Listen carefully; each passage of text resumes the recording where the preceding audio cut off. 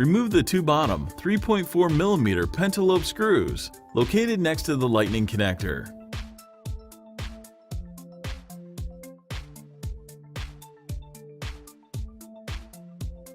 Place a suction cup near the home button and pull the display assembly away from the rear case.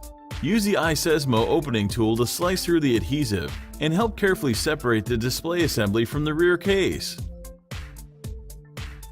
Take your time and apply firm, constant force. The display assembly is a much tighter fit than most devices and is held down with adhesive.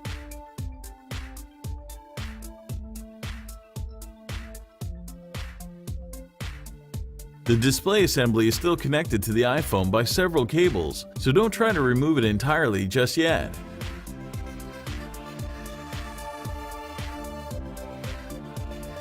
Remove the following 4 Phillips screws securing the metal bracket to the motherboard. Now use the fine-tip curved tweezers to remove the metal bracket and disconnect the LCD, digitizer, and front camera and proximity sensor cables.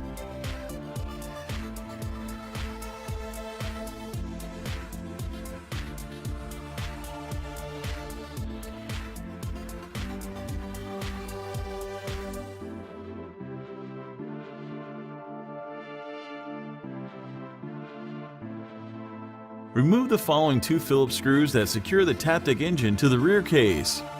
With the fine-tip curved tweezers, remove the iPhone 6s Taptic Engine.